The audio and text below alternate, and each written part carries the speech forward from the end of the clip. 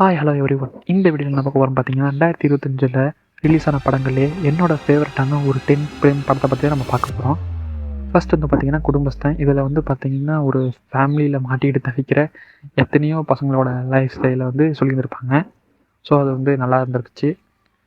அடுத்தது வந்து பார்த்தீங்கன்னா டிராகன். இதில் வந்து பார்த்தீங்கன்னா ஃபன்னு, காமெடி, ஃபைட்டு, சாங்ஸ் அப்படின்ட்டு எல்லா விதமான கமர்ஷியல் எலமெண்ட்ஸையும் வச்சு அழகாக ப்ரெசென்ட் பண்ணியிருந்தாங்க. ரொம்பவுமே நல்லா இருந்துச்சு.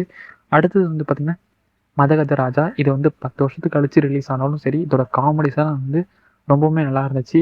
அடுத்தது டூரிஸ்ட் ஃபேமிலி. இந்த படத்தில் வந்து பார்த்தீங்கன்னா ஃபன்னு, காமெடி, எமோஷன்ஸு எல்லாமே பயங்கரமாக கனெக்ட் ஆன படம். அடுத்து வந்து பார்த்தீங்கன்னா 11. இந்த படம் வந்து பார்த்தீங்கன்னா ஒரு கொலை ஒன்று நடக்குது.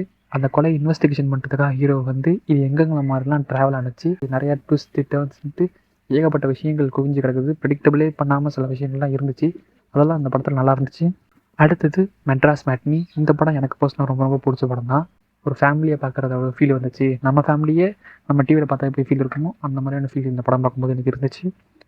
அடுத்தது வந்து பறந்து போ. அப்பா வந்து வேலைக்கு போயிடுவாங்க, அம்மாவும் வேலைக்கு போகிறாங்க. தனியாக வீட்டில் குழந்தைங்க இருக்காங்கன்னா அவங்க என்ன மாதிரி நினைப்பாங்க. அப்பா அம்மா வேலைக்கு போகிறதே வந்து குழந்தைங்களுக்காக தான். பட் அந்த குழந்தைக்கு என்ன வேணுங்கிறதே அவங்கள்ட்ட கேட்காமலே இவங்களும் டிசைட் பண்ணிகிட்டு இருக்காங்க. அந்த குழந்தைக்கு என்ன வேணுங்கிறத புரிஞ்சுக்கணுன்ட்டு அழகாக சொல்லியிருந்திருப்பாங்க பறந்து போ படத்தில். ஒரு நல்ல படம். அடுத்தது வந்து ஒரு பணக்காரரோட குழந்தைய வந்து கடத்திட்டாங்க. அந்த குழந்தைய ஒருத்தரும் வாங்கி வச்சுட்டு அவர் அப்பாட்ட வந்து பிளாக்மெயில் பண்ணுவாங்க. எனக்கு கடைசி அந்த குழந்தை வந்து அப்பா கிட்ட கிடச்சதா இல்லைங்கிறத அந்த படத்தோட கதை.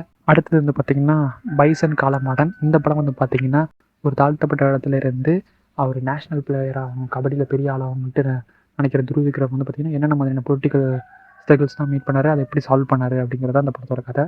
அடுத்தது காந்தா. இந்த படம் வந்து பார்த்திங்கன்னா ஒரு கதை. அந்த கதை எனக்கு பிடிச்ச மாதிரி தான் எடுப்பேன்னு சொல்கிற டேரக்டரும், இல்லை எனக்கு பிடிச்ச மாதிரி தான் எடுப்பேன்னு சொல்கிற ஹீரோவும், இது 2 பேருக்கும் உள்ள கிளாஷு. இது எங்கே வரையும் போணுச்சு அப்படிங்கிறது தான் அந்த படத்தோட கதை. இதில் உங்களோட ஃபேவரட்னு சொல்லுங்கள். இதில் நான் ஏதாவது விட்டு போயிட்டு அப்படின்னா அதை கமெண்ட் செக்ஷனில் கமெண்ட் பண்ணுங்கள்.